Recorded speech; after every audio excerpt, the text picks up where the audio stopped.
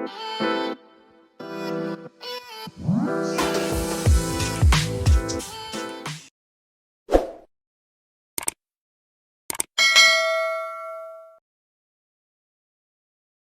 want to break what Ed and yourself have just said down, Jamie, in terms of, building out a framework for, say, this first 90 days. We've kind of got, a fixed component, if you like, of the introduction into the firm and the chairman or the CEO's welcome letter, and helping the new staff understand the culture and the mission, the vision, the values, and that sort of thing. So that's going to be fairly fixed no matter what recruit comes into the organisation. And no matter what the size of the organisation is. But then we have this training component, and coming back to the goal of building an extraordinary system. For say you guys at Sky, who are very heavily reliant on, and rightly so, on your intranet system, the Wize hub or the Sky hub. How much of that comes into play in terms of onboarding a staff member? Like, do you guys have structured training modules that each new team member goes through on the systems that you use and things like that, or what do you suggest in that area? Yeah, so in our intranet, and like all in the Wize hub, Brenton, there's a module in there called production. So let's just say you're a grinder and you're offshore. What you want to do is have a list of videos in there on certain areas. So, the zero videos, there can be videos on Unleashed, there can be videos on Receipt Bank. So various videos that they should go through to watch depending on like their skill level. And then not only that, the other thing that we've developed over time as well is for some of our bigger or virtual CFO jobs, we actually have videos on that particular client.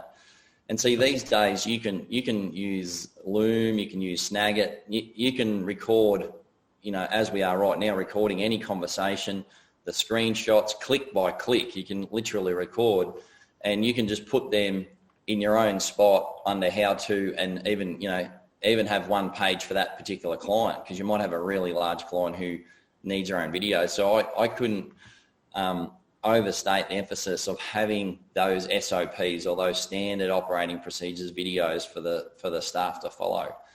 Okay. And it's even more so, like if you've got an offshore team or you've got remote offices, having all those things organised in one place. I know a lot of firms have got videos and they've got procedures and the policies, but the problem is the people working in a firm, the team can't find them.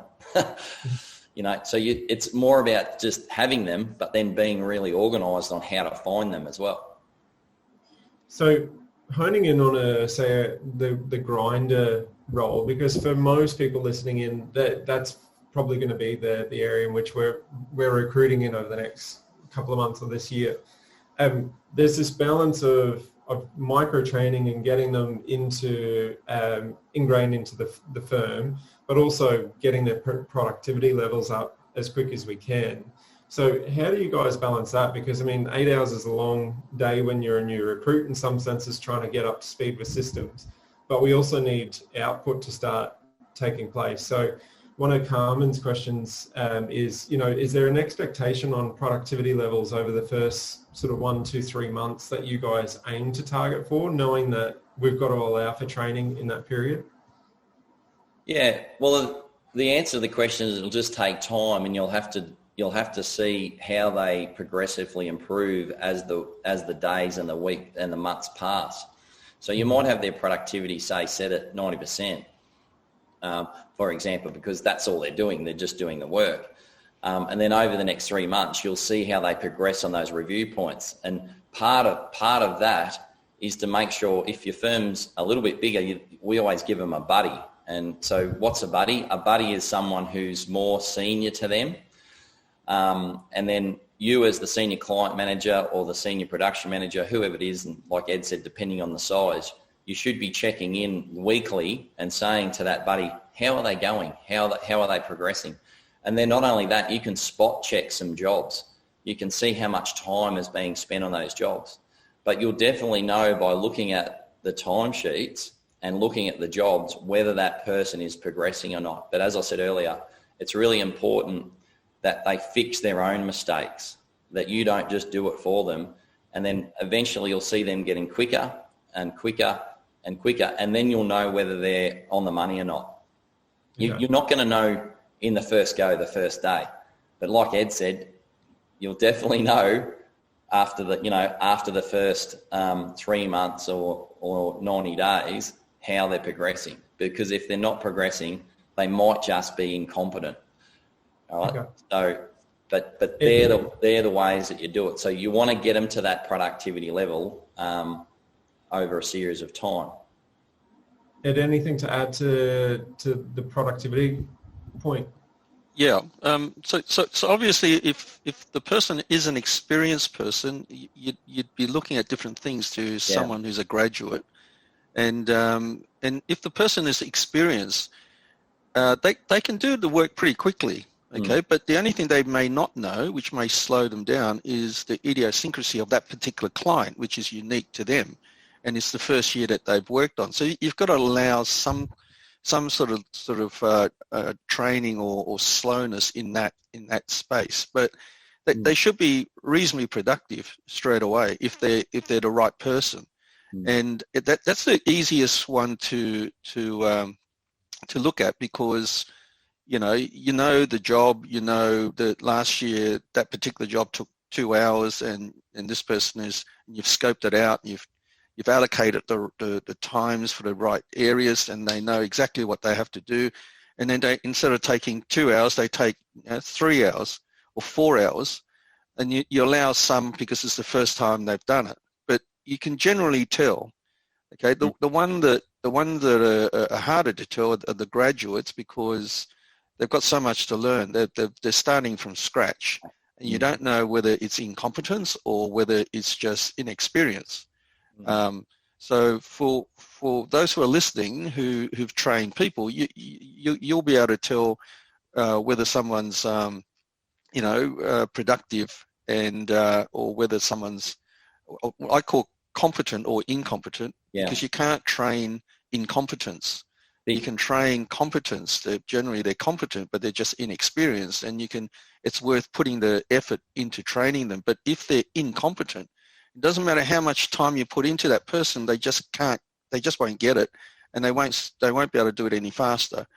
So you've just got to be aware of that. That's all. The other important point too is when you're giving anyone new that you're onboarding and you're giving them tasks or giving them jobs, we always try and give them a budgeted hours, and communicate to them, look, this should, eventually this should take you this many minutes or this many hours to do this task every month or to do this job. So it's a little bit about leadership as well. You don't just give people a job and say, well, how long's a piece of string? It's you've got to set time frames around the jobs, because some of the jobs you've probably done for years, and other new jobs you'll have that you've scoped out and that you've either quoted or whatever. There should be a time frame set around jobs as well, Brenton. Okay. And just on that, in terms of what you mentioned before, Jamie, buddying up with other team members, and then also, training as a skill is a different skill to what we're typically used to undertaking. So how do you get other team members involved? Just more specifically, any tips on how getting other team members involved to manage the training process in that first 90 days? Yeah, well, you generally just get the team together, Brenton, and you at the start, you get the team together, you discuss that there's a new person starting, and then you talk about, just having a buddy, or who's going to be the buddy to help the person. I know even the firms I worked at years ago, I always had just that buddy person to go to, that if I had a question, I could ask them. And the other benefit of that, it creates a narrow and deep team structure as well, because often if the buddy does have a few more years of experience and has dealt with the particular clients, usually that buddy will be it's the 80-20 rule. That buddy will be able to answer probably, 60 to 80% of, the questions that they have. And again, it's important that you just, you've got to lead it. You've got to get in and say to the team, don't just fix that person's mistakes, get them to fix it. But then you'll always have that 20% or 40%, whatever it may be, of questions that the buddy's not going to know, and then that'll filter through to the senior production manager or even the client manager, and then the client manager can address the person, the buddy, or address both people later on during the day to how to this is how you fix this mistake, because often in your daily huddle, their last question is, what are you guys stuck on? Oh, yep, we're stuck on that. So those mistakes or those areas of jobs that they're stuck on will filter through to the top. But I've seen a lot of firms where they hire people and they just create this like really flat and wide structure where every new hire has to go to the senior production manager, or every new hire has to go to the client manager, and then they start losing it. And that's back in the old way where everyone reports to the partner, everyone reports to the manager, for example. And you don't want that. So the buddy system, it leverages off the knowledge of the people you've already trained. In some of our teams, the senior client manager wouldn't even deal with the new hire. It's the buddy and then the senior production manager who guide them, who do the training and that type of thing. Okay. And it's also really important that you get the senior client manager or the senior production manager involved with the recruiting. Because if you want them to take ownership of that person, then the decision has to be theirs as to who they hire. Because if you hire it and just give it to them, then they're not going to take ownership of that person. But if they hired it and it was their decision, they're going to put a lot of effort into making sure that they were right in the decision they made to help that person step up and succeed. So just it's absolutely imperative. Yeah, we just recently hired this week a senior production manager, and the client managers, they do the last interview. I'm not even there, so they do the last interview.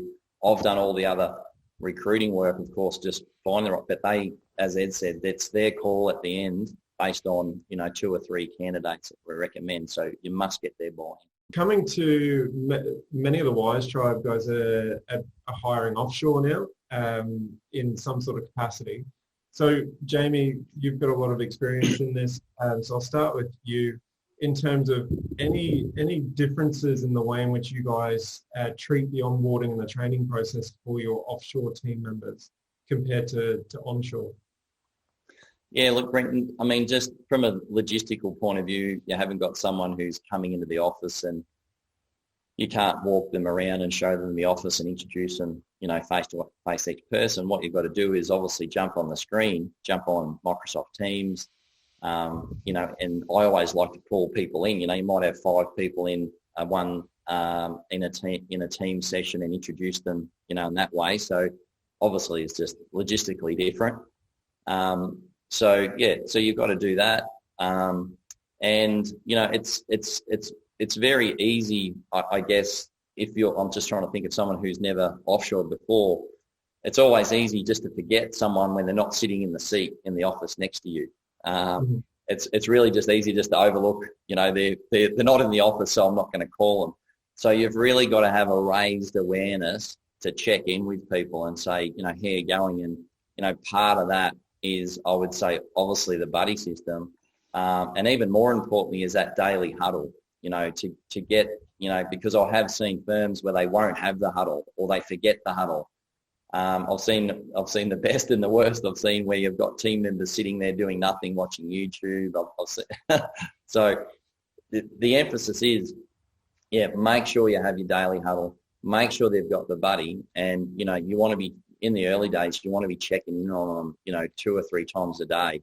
I even remember one of our guys, we had a particularly large job, and to train that person for I reckon it was for like 3 months or more, we would have TeamViewer, and we would just the particular person just shared the screen, and just shared the screen, and then after a while they went, because when you share a screen, you can give someone control of your screen or take control of it back. And it comes to a point where you give them the mouse. So, it's a really great way, is don't just show them, but give them the mouse to do the clicks, and then you'll guide them to do it. So, so logistically there's different, but it's very easy if someone's not in the office and you haven't offshored before, just to forget that they're even there. And, we're very heavy on in the recruitment process, understanding what those offshore team members, certainly if you're hiring directly, what their IT situation is, computer specs and internet speed and things like that.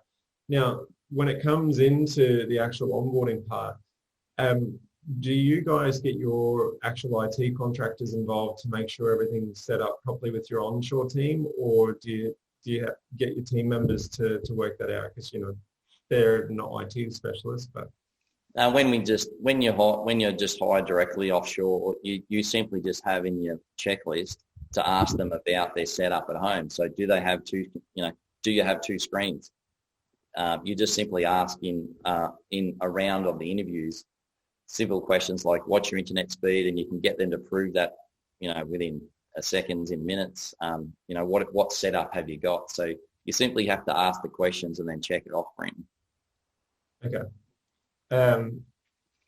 Ed, anything to add on that side of things? No, I just can't stress enough the daily huddle. It's so important, especially for those who are offshore, because if it's out of sight, it's out of mind, and you need to lead them, and you need to build the culture, and the culture is built by you, the owner, and if you ignore it, then you'll have consequences. So it's all about leadership in this area. And now if you're just snowed under with grinding work and you're not able to have the time to lead, then it's going to have consequences of people leaving, people with bad attitudes, all that kind of stuff. So you've got to have this attitude of, I've got to push it down to somebody else to do, because if I'm doing a task from start to finish, then I'm not managing, I'm doing. And doing doesn't give you outcomes, right? So your attitude should be, I should only do the last 20% of a task. Someone should start the task, get 80% of it done, and then I do the last 20%. And if you do that, the last 20% could be reviewing the work or training someone, right? Now, if you do that, then you're going to be able to scale and leverage your business, and you're going to have the time to spend with the staff, motivating them, training them, and building the culture. So that's I can't stress that enough, and that starts with a daily huddle. And often, you might get busy and you don't want to do it, and you don't do it. Well, that's poor leadership, and it's not easy to be a leader. But you can have the best people in the world, the best systems in the world, but if you don't have strong leadership, the whole thing falls apart. So it's got to come back to that leadership.